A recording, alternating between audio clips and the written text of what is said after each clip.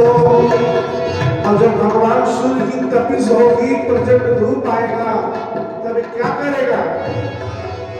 आधी आए पानी आओ, खाप रहे प्रचंड हो, खाप रहे प्रचंड हो, खाप रहे। आप दुखाए आप धतूरा, तू मैं सतमुष्ट हो, तू मैं सतमुष्ट बरहो महीना इनके घर में, बरहो महीना इनके घर में, बरहो महीना इनके घर में, बरहो महीना रहे भूख हड़ताल हो। दुल्हा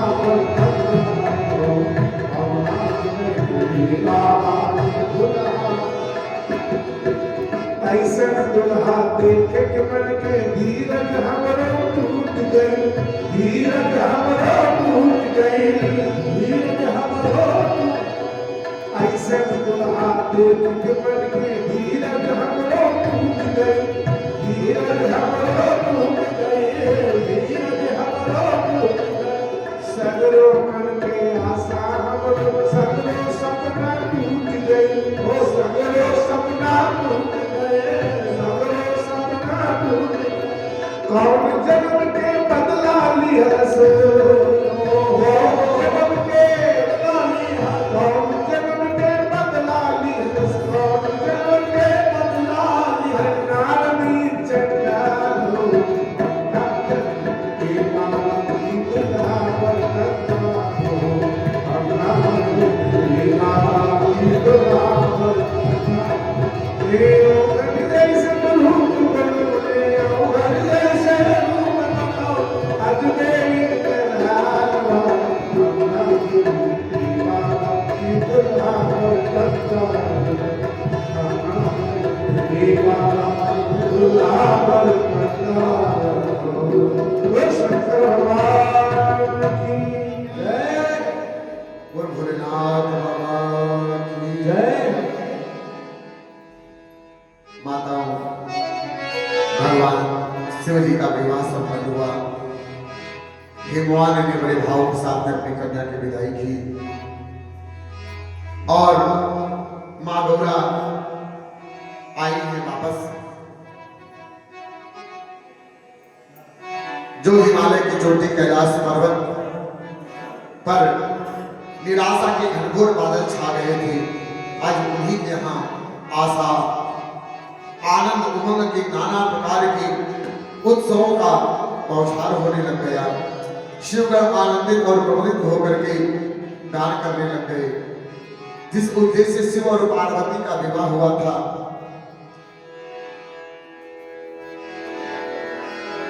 जिस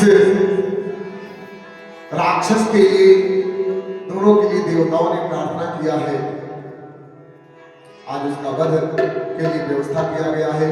कार्तिकेय जी का जन्म हुआ है। बोल भोलेनाथ बाबा की जय। हर हर महादेव।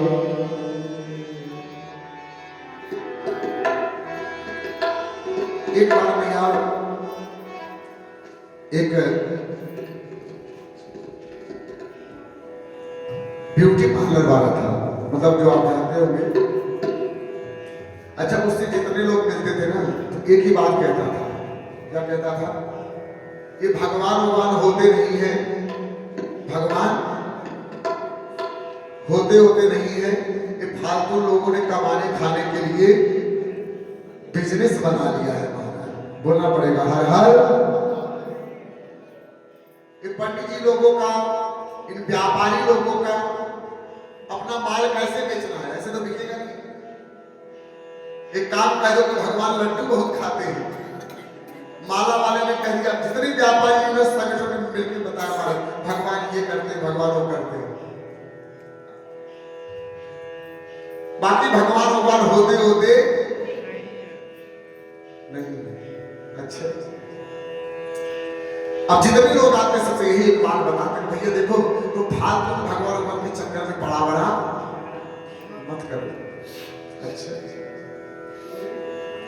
एक दिन यही बात किसी संत के काने में गई।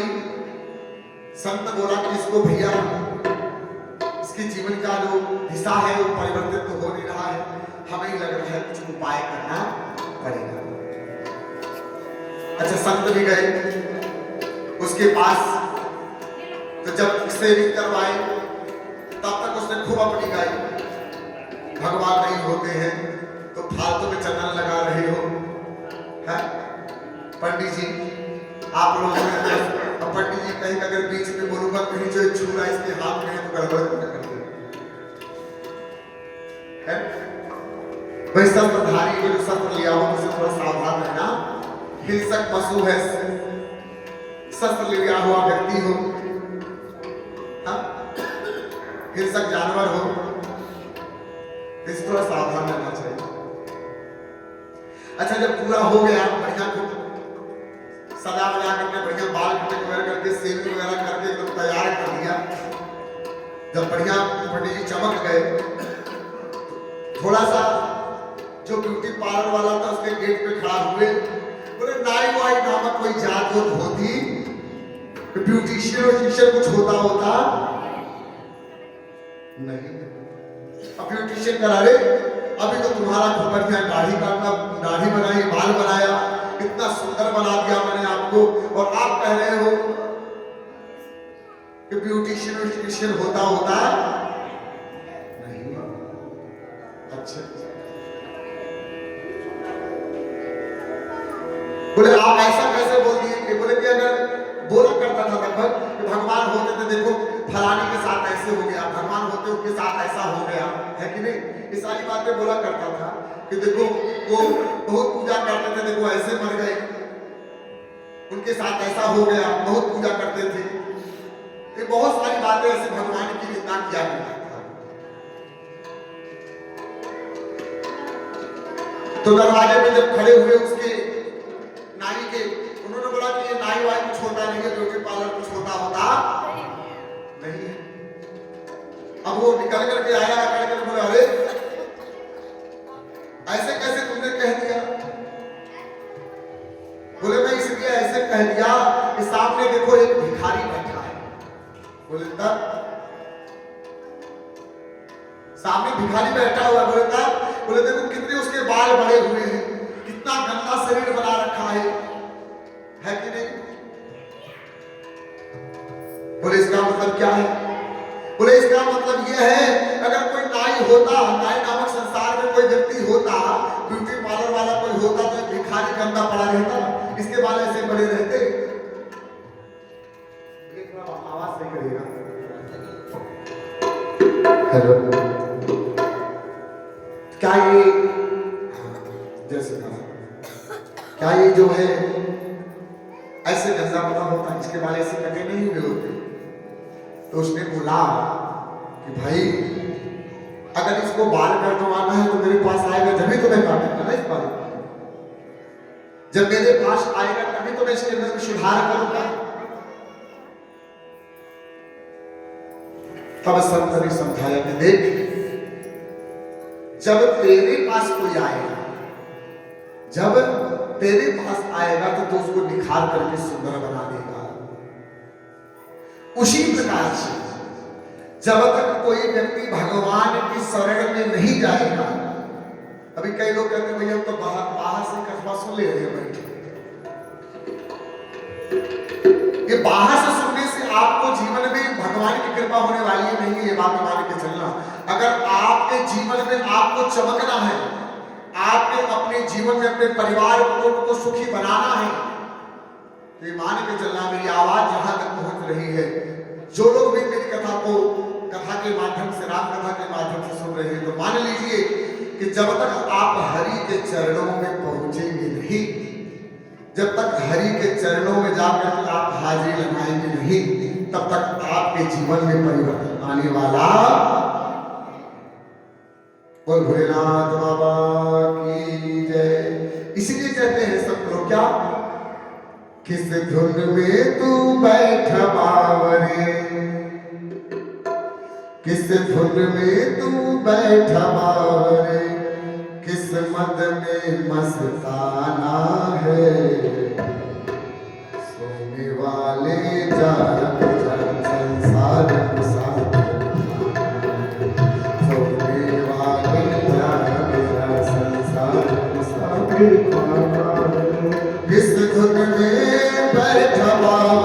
किस्मत में तू बैठा बावरे, किस्मत में मस्ताना है, ओ किस्मत में मस्ताना है।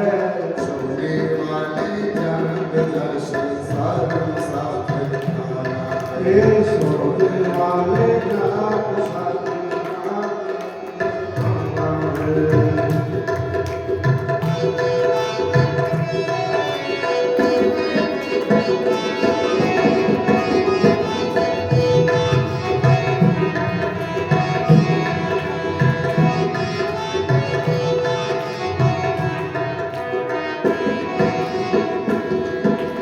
क्या लेकर आया जग में, फिर क्या लेकर जाएगा।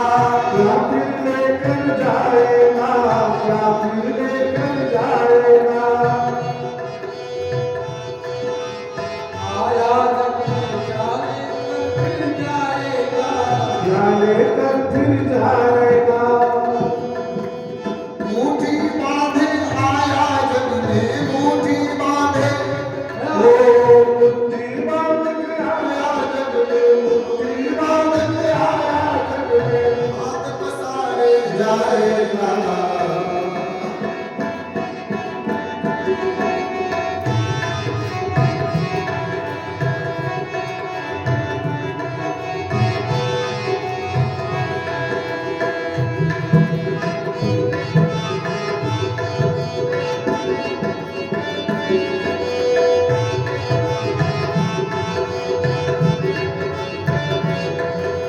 कोई आज गया, कोई कल गया, कोई चंद दिनों में जाएगा।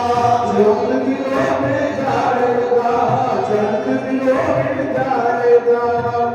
कोई आज गया, कोई कल गया, कोई चंद रोज में जाएगा। कोई चंद रोज में जाएगा, कोई चंद रोज में जाएगा। जिस घर से निकल गया रे पानी, जिस घर से निकल गया पानी, जिस घर से निकल गया पानी, फिर वापस नहीं आएगा।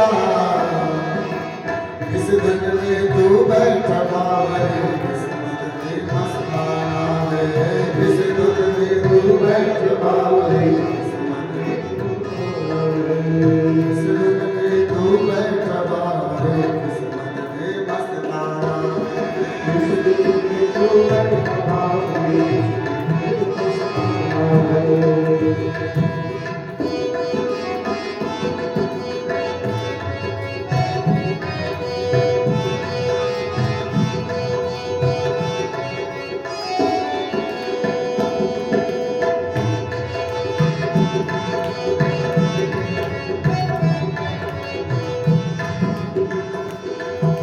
सुत माता सुत मात पिता बांधव नारी, धन धाम यही रह जाएगा।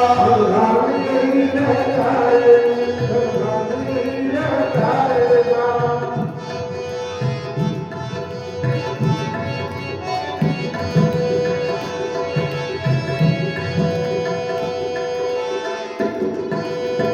यह जग रोज की यारी है, फिर यह जग बेगाना है। से जाना है, जग से है जाना है।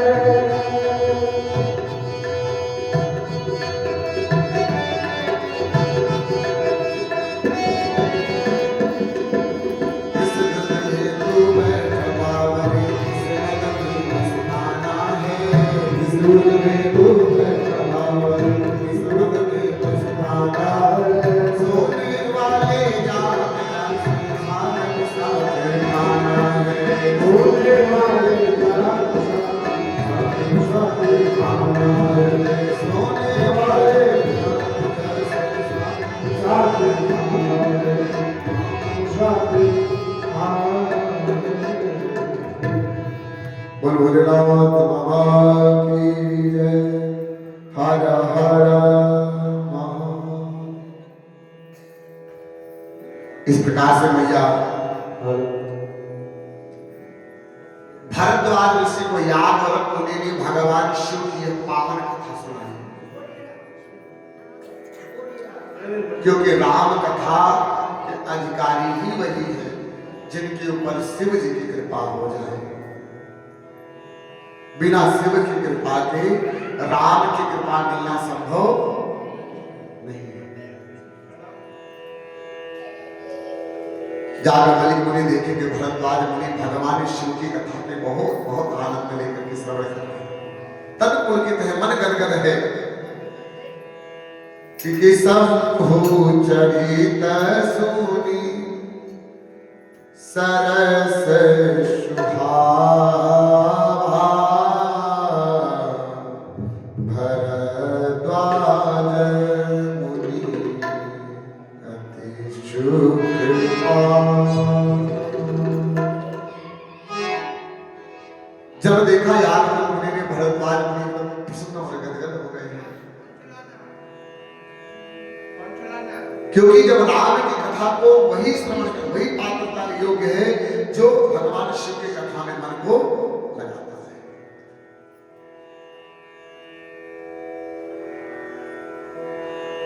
शिव पद कमल जिनहि रति नाही, राम हिते सपन न सुहाए। जागमलिक मुनि कहते हैं, हे भरद्वाज मुनि, मैं अब जान गया कि आप निश्चित रूप से भगवान की कथा को सुनने के आप अधिकारी हैं, क्योंकि जब तक आप शिव की कथा को नहीं श्रवण करेंगे तब तक यह राम कथा जीवन में कृपा करने वाली नहीं रही। मैं जाना तुम्हार गुण शीला, कहूँ सुनहूँ रघुपति लीला।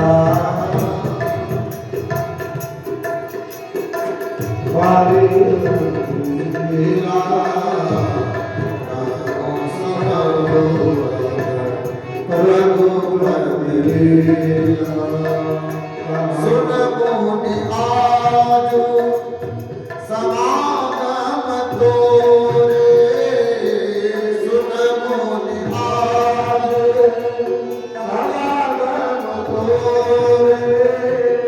कहीं न जाए जस सुख मन भोरे, आप कहीं न जाए सुख मन भोरे। श्री राम जय राम जय जय राम, श्री राम जय राम जय जय राम, श्री राम जय राम जय जय राम, श्री राम जय राम जय जय राम, श्री राम जय राम जय जय राम, श्री राम जय राम जय जय राम, श्री राम जय राम जय जय राम, श्री राम जय राम जय जय राम, श्री राम जय राम जय जय राम, श्री राम जय राम जय जय राम, श्री राम जय राम जय जय राम, श्री राम जय राम जय जय राम, श्री राम जय राम जय जय राम, श्री राम जय राम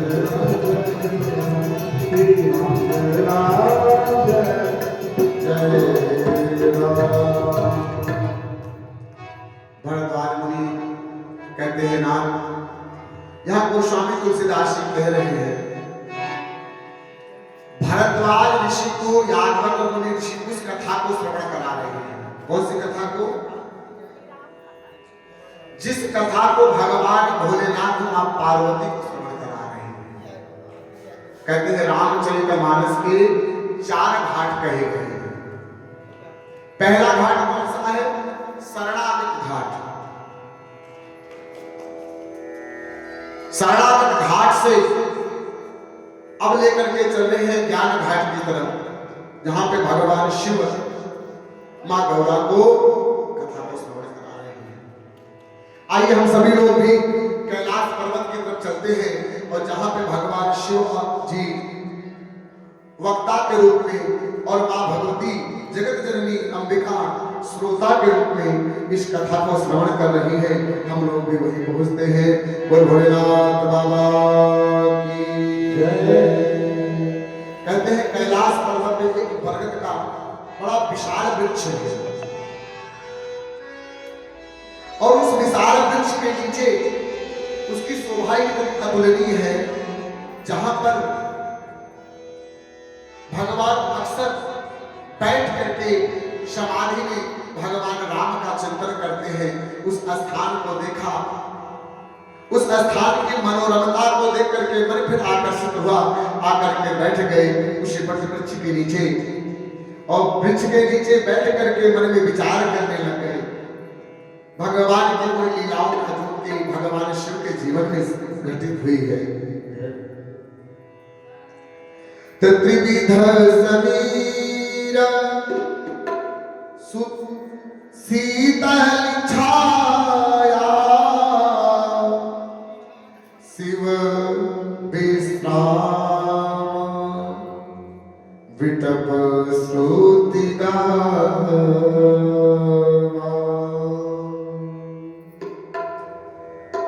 एक पारत ही तरप हो गया, एक पारत ही तरप हो गया, तरो विलोक अति सुख पाया, तरो विलोक अब सुख पाया।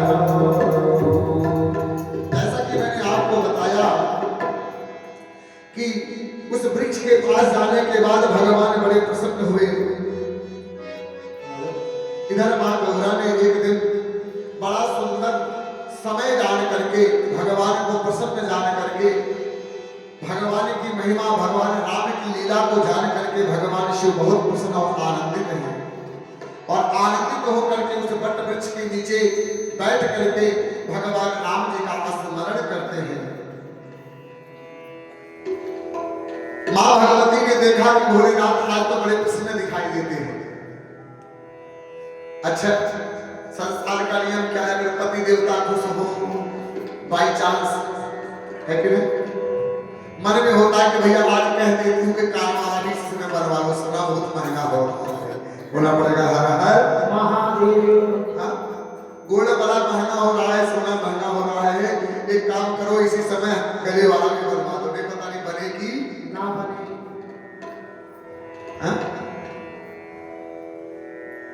लेकिन मां पार्वती के मन में आया आज अगर शिव जी प्रसन्न है तो इनसे कुछ ऐसा मांगा जाए ताकि हमें ये जन्म जन्मांतर से जो बार बार भ्रम होता है, बार बार जो हमारे मन में भ्रम पैदा हो जाता है, ये भ्रम फिर दोबारा पैदा ना हो। बोल भोलेनाथ बाबा की जय।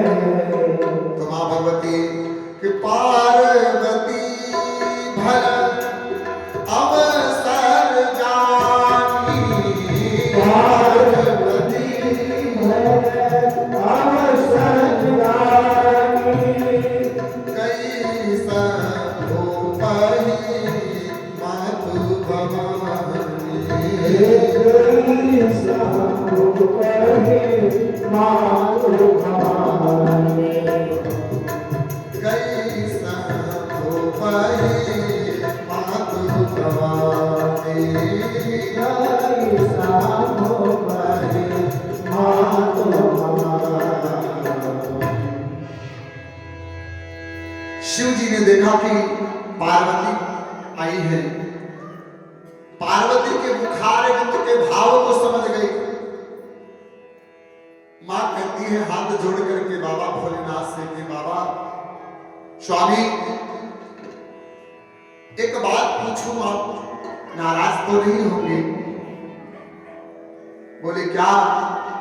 कहते कि अगर कोई कल्प वृक्ष के नीचे बैठा हो, कल्प वृक्ष मतलब जो सब इच्छाओं को पूरा करे और फिर भी दरिद्र हो, फिर भी क्या हो? दरिद्र हो। तो बोले ये अच्छी बात है क्या, आप बताइए। बोले नहीं। बोले ऐसा क्यों? बोले या तो वो उस कल्प वृक्ष के बारे में नहीं जानता होगा, उसके बारे में तो जानते हैं, कल्प वृक्ष है वहां। बोले जब कल्प वृक्ष के बारे में वह जानता है दरिद्र, तो फिर उनकी शरण में बैठ करके मांगता क्यों नहीं? बोले देवी मैं आपकी बात का आशय समझा नहीं। बोले प्रभु सुना है आपका नाम महादेव है, देवाधिदेव है। मैं आपकी अर्धांगिनी होने के बावजूद भी हमारे मन में बार बार संशय आ जाता है, हमारे मन में बार बार संशय आ जाता है। तो बताइए आप जैसे कल्प वृक्ष के समान पति को पा करके भी क्या मेरे मन के संशय जाएंगे कि नहीं जाएंगे? इसलिए बड़े भाव के साथ में मां भगवती ने भगवान शिव से प्रार्थना किया, बोला कि पति ही यहे तू अधिक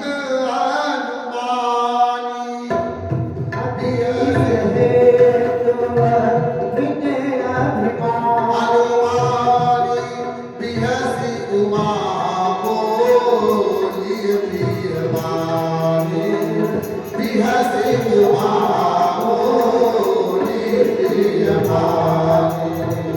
कथा जो सकल लोक हितकारी, कथा जो सकल लोक हितकारी, सोई पूछन शैल कुमारी, सोई पूछन शैल कुमारी। नदी तेरा अरे विश्वनाथ मम नाथ पुरारी,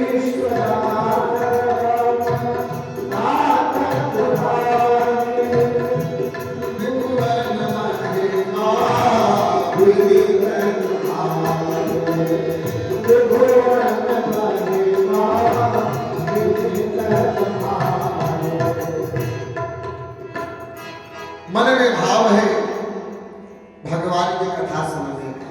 देखो इसी कथा को छोड़ने के वजह से जीवन में कितना दुख मिला। जीवन में अवसर मिले ना, सब काम छूट जाए, लेकिन राम कथा भगवान की कथा छूटनी नहीं चाहिए, नहीं चाहिए। ये उनके बड़भाग है महाराज जिनको ये कथा मिली है, और जिन्होंने जिनके जीवन में कथा का तो भाव मिला, कथा का निमंत्रण मिला, व्यवस्थाएं मिली, और फिर भी राम कथा ना मिला, तो समझ लेना कि ये हमारे लिए बड़ा दुर्भाग्य है महाराज। आज बड़े भाव से मां गौरा ने फिर प्रार्थना किया भगवान से, वो कहने लगी कि जो मोह पर प्रसन्न सुख राशि, जो मोह पर प्रसन्न सुख राशि, जानिय सत्य मोहि निज लगासी, जानिय सत्य मोहि निज लगासी। तो प्रभु हरहु मोर अज्ञाना, तो प्रभु हरहु मोर अज्ञाना, हरि रघुनाथ कथा विधिनाना, हरि रघुनाथ कथा विधिनाना। तो भोलेनाथ बाबा की जय। मां गौरा ने जैसे ही कहा कि स्वामी मुझे रघुनाथ की वह पावन कथा को सुनाइए,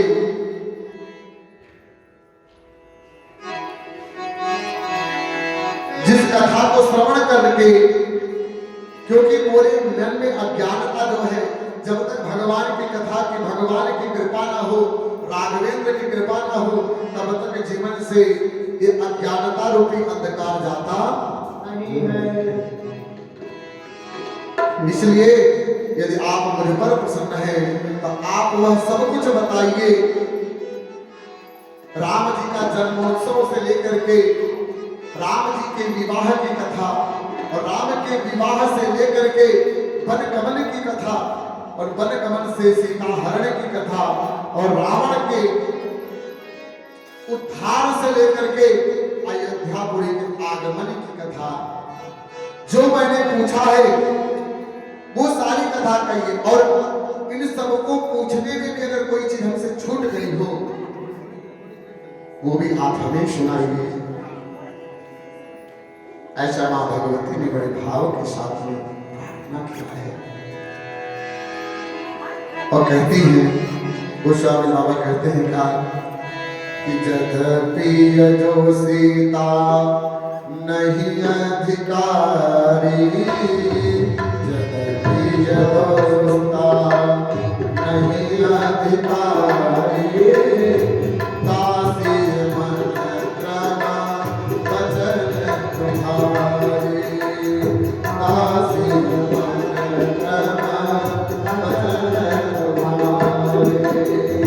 प्रभु मुनि कवि कहूँ राम अवतारा, मुनि प्रभु कहूँ राम अवतारा, बाल चरित पुनि कहूँ उदारा, बाल चरित पुनि कहूँ उदारा, कहूँ तथा जान की माही, कहीं जथा जान की माही, राज तलासु दूषण काहे, राज तलासु दूषण काहे।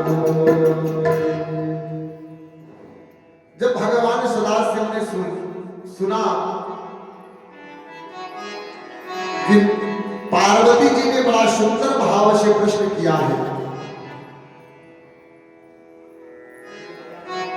अपने इष्ट की कथा को, अपने इष्ट की चर्चा को सुन करके भगवान शिव अंतर ही अंतर बहुत प्रसन्न हो गए महाराज।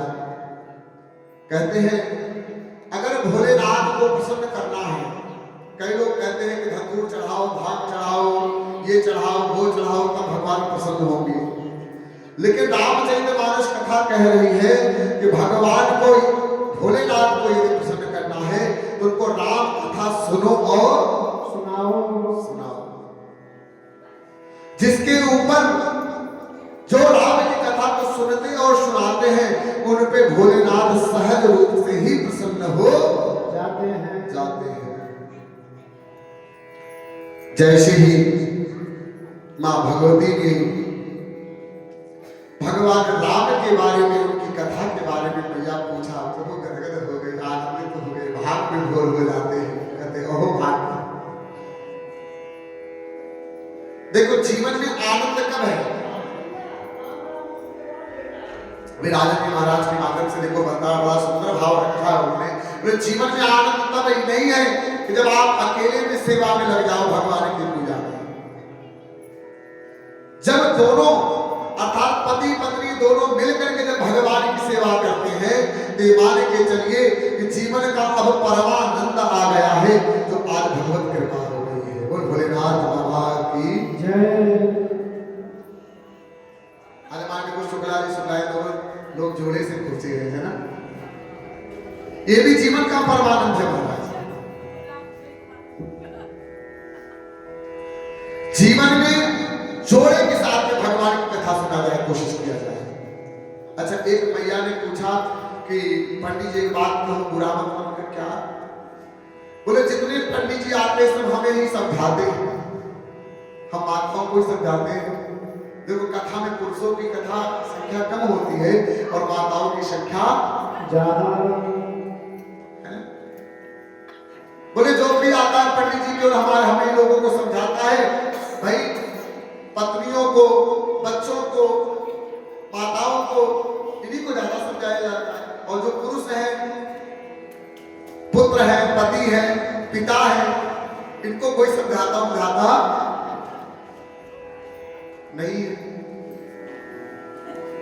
तो संत ने बड़ा सुंदर उत्तर दिया है भैया।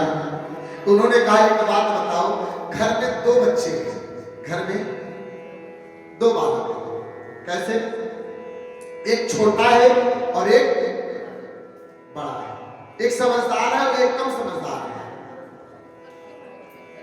अगर घर में माता पिता कहीं बाहर जाए तो किसको समझाए? बड़े वाले को समझाएंगे ना भाई, जिसके ऊपर जिम्मेदारी होगी उसी को तो समझाया जा सकता है ना। और जो पहले से महाराज का तो हमें कोई मतलब नहीं, उसको क्या समझाना है? बोल बोले रात बाबा की बात समझ में आई?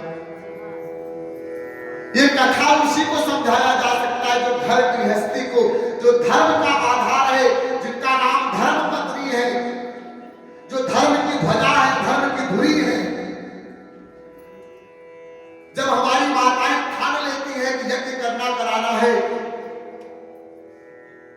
जिस घर में चाह लेते महाराज हो जाता है, और जिस घर में चाह लेते महाराज कथा नहीं दूसरी कथा होगी है तो वो भी हो जाती है महाराज। बोलना पड़ेगा महाराज। इसलिए जहां माताओं का प्रेम होता है, जहां माताओं का सहयोग होता है, जहां अपनत्व होता है, क्योंकि ममता का रूप ही मां में होता है, और ये ममत्व सिर्फ माताओं से ही मिल सकता है। इसलिए आज मां गौरा ने बड़े भाव के साथ में शिव जी से कहा है कि हे भोलेनाथ, आप कृपा करके हमें यह पावन कथा का रसोपान करवाइए। कहते हैं जैसे ही भगवान भोलेनाथ ने सुना कि रघुनाथ के चरित्र के बारे में आज गौरा ने पूछा है, मन एकदम गदगद हो गया, पुलकित हो गया। अरे आज तक हम अकेले ही राम जी की भक्ति में लगे रहते थे, आज पहली बार हमारी धर्म पत्नी भी सम्मिलित हो रही है। अब तो श्रोता भी ढूंढने की जरूरत है भाई, श्रोता को भी ढूंढने की जरूरत है। वक्ता भोलेनाथ है और श्रोता मेरी मैया है महाराज। अब कथा का आनंद तो और ही बढ़ जाएगा। बोल भोलेनाथ बाबा की। श्री रघुनाथ रूप गुर आवा परमानंद अमित सुख पावा।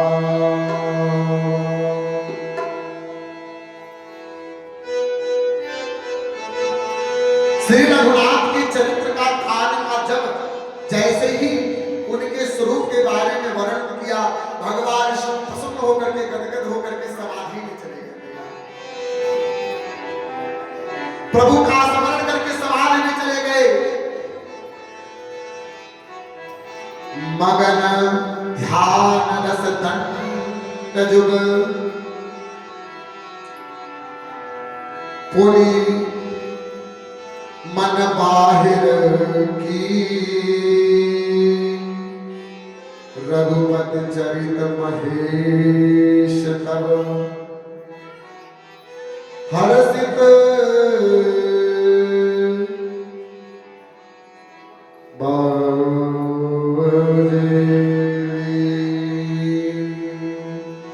कहते हैं 2 दंड के लिए भगवान भोलेनाथ समाधि में चले गए। 2 दंड मतलब होता है 40 मिनट तक भगवान शिव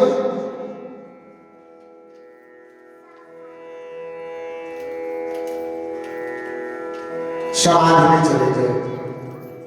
समाधि में जाने के बाद में मां को लगा तो अच्छा कथा का नियम भी है, कभी पंडित जी जब तक कथा करें तब तक लोग, कल देखो लाइट चली गई तो लोगों जो है कई लोग तो बैठे रहे जिनको भगवान की निष्ठा रही, और कई लोग बोले महाराज अब यहाँ से चलो।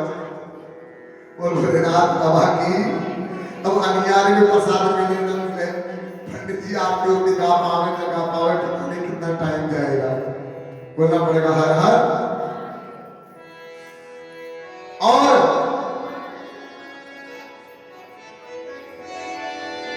मां भगवती ने जैसा कि प्रश्न किया है और कहने लगी, भोलेनाथ जो अभी चले गए समाधि में, वापस पुनः 2 घंटे के बाद वापस में आए। वापस में इसलिए आए महाराज, बोले कि अगर मैं समाधि में चला गया और ये राम कथा का जो आनंद है जो अभी मैं ले रहा हूं, अगर जब तक मैं बाहर नहीं आऊंगा तब तक इसका आनंद जो है सबको मिलने वाला। पार्वती जी को पुनः इसका कथा, राम कथा का अवलोकन हो सके, इसके लिए उन्होंने वापस बाहर आए और बाहर जाने के बाद में कहने लगे, हे देवी आपने जो पूछा है मैं उसका उत्तर आपको अवश्य भगवान राम की कथा को श्रवण करवाऊंगा। करी प्रणाम राम ही त्रिपुरारी, हरसि सुधा सम गिराचारी।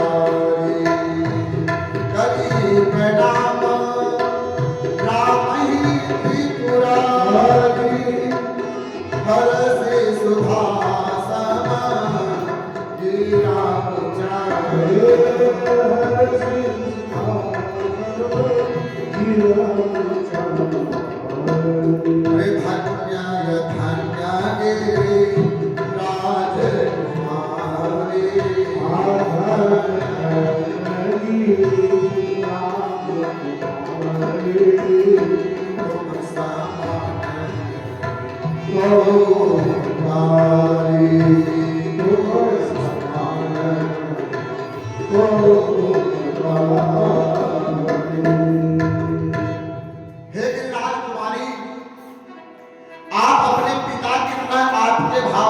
पवित्र और पावन है।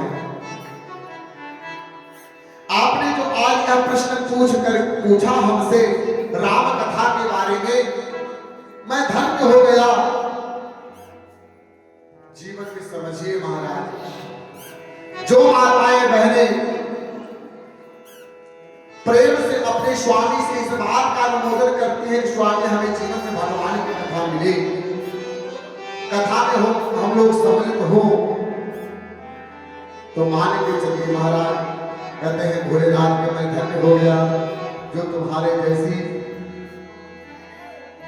आपने आज एक मेरे ऊपर उपकार किया है। बोले क्या उपकार? बोले आपने यह उपकार कथा पूछ करके मेरे पर उपकार किया, क्योंकि आपने जो यह प्रश्न पूछा है इस कथा के माध्यम से सिर्फ हमें ही नहीं संपूर्ण जगत को इससे श्रवण करने का सुख प्राप्त होगा। बोल भोलेनाथ बाबा की जय। जो आपने यह पूछा है, एक गंगा को भागीरथी ने प्रकट किया, भगीरथ ने प्रकट किया, कैसे? तप के द्वारा। आज भी उस तप के द्वारा प्रकट हुई गंगा जगत का कल्याण कर रही है, लेकिन उस गंगा की दिशा और स्थिति तय है। लेकिन आपने जो आज जिस गंगा का अवलोकन करवाया है, आपने जिस गंगा को उत्पन्न किया है, यह गंगा हर जगह पर उपस्थित होकर के जीव का परम कल्याण करने वाली है।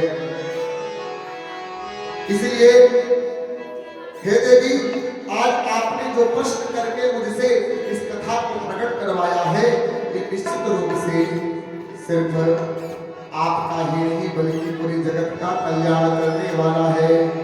बोलो गौरा मैया की जय। तो कहने लगे कि पूछे हो रघुपति कथा प्रसंगा, पूछे रघुपति